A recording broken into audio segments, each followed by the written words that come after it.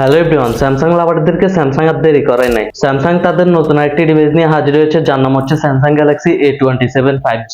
বিশেষ করে যারা কিনে এই সিরিজের ফোনগুলো চালান বা এই সিরিজের ফোনগুলো ভালো লাগে, তাদের তো এই ফোনটি পছন্দ হবেই। কারণ এর আগে যে এই সিরিজের ফোনগুলো এসেছে তার থেকেও কিন্তু এই ফোনটির মধ্যে অনেক বেশি পরিবর্তন করা হয়েছে। তাই আপনারা যারা স্যামসাং গ্যালাক্সি A27 এই ফোনটি নিতে চাচ্ছেন বা নেওয়ার চিন্তা ভাবনা করতেছেন, তারা আজকের ভিডিওটি সম্পূর্ণ দেখবেন। কেননা আজকের ভিডিওতে আমরা স্যামসাং গ্যালাক্সি A27 এই ফোনটি নিয়ে বিস্তারিত আলোচনা করবো। এই ফোনটিতে কি কি থাকছে না থাকছে, এছাড়াও এই ফোনটি কাদের জন্য নেওয়া ঠিক হবে এবং কাদের জন্য নেওয়া ঠিক হবে না সেটাও জানিয়ে দেওয়ার চেষ্টা করব। তো চলুন বেশি কথা না বাড়িয়ে ভিডিওটি শুরু করি। তো প্রথমে এই ফোনটির লুক ডিজাইন এবং বিল্ড কোয়ালিটির কথা বলতে গেলে এই ফোনটির রেয়ার প্যানেলে ব্যবহার করা হয়েছে গ্লাস, তবে ফ্রেমটি হলো প্লাস্টিক বিল্ড। তবে যে জিনিসটা দেখলে আপনাদের কাছে সবচেয়ে বেশি পছন্দ হবে সেটি হচ্ছে এই ফোনটির ডিসপ্লে। কারণ হচ্ছে এর আগে এই সিরিজের যতগুলো ফোন বের হয়েছিল সবগুলোতে কিন্তু ওয়াটার ড্রপ নচ ডিসপ্লে ব্যবহার করা হয়েছে, কিন্তু এই ফোনটিতে ব্যবহার করা হয়েছে মিডল পাঞ্চল কাট আউট ডিসপ্লে। এবং ডিউরেবিলিটি হিসেবে এই ফোনটিতে রয়েছে IP64 এর রেটিং, যার ফলে হালকা পাতলা বৃষ্টির ছিটাফোঁটা এবং ধুলোবালি পড়লে কোনো ধরনের সমস্যাই হবে না। তো ওভারঅল লুক ডিজাইন এবং বিল্ড কোয়ালিটির কথা বলতে গেলে আমার কাছে তো পার্সোনালি ভালো লেগেছে, কারণ হচ্ছে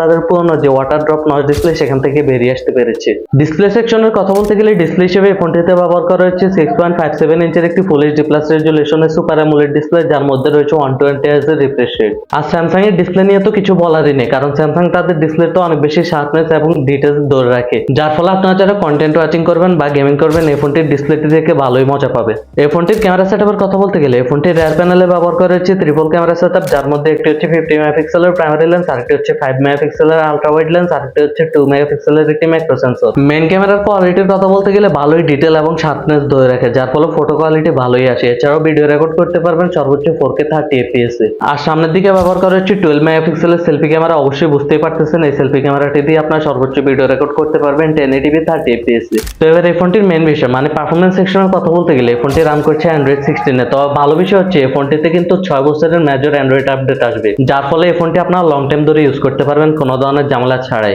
আর প্রসেসরের কথা বলতে গেলে এর আগে কিন্তু সবগুলো মডেলেই কিন্তু Exynos এর প্রসেসর ব্যবহার করা হতো, কিন্তু এই ফোনটিতে ব্যবহার করা হচ্ছে স্ন্যাপড্রাগনের 6 Gen 3 চিপসেট, যেটি 4 ন্যানোমিটার আর্কিটেকচারের উপর বিল্ড করে তৈরি। এই চিপসেটটি ব্যবহার করার ফলে আপনারা ডেইলি ইউসেজের জন্য যেসব কাজবাজগুলো রয়েছে, যেমন ফেসবুক চালানো, ইউটিউব চালানো, এছাড়াও সোশ্যাল মিডিয়া ব্রাউজিং করা, এগুলো ইজিলি করতে পারবেন। এছাড়াও মোটামুটি গেমিংও করতে পারবেন, কোনো ধরনের সমস্যাই হবে না। আর স্যামসাং এর One UI থাকার ফলে এই ফোনটি স্মুথলি চালাতে পারবেন। তো এবার এই ফোনটির ব্যাটারি সেটআপের কথা বলতে গেলে এই ফোনটিতে ব্যাটারি হিসেবে ব্যবহার করা হয়েছে 5000 mAh এর একটি ব্যাটারি, এবং এই ফোনটি সাপোর্ট করে 25 ওয়াটের চার্জার।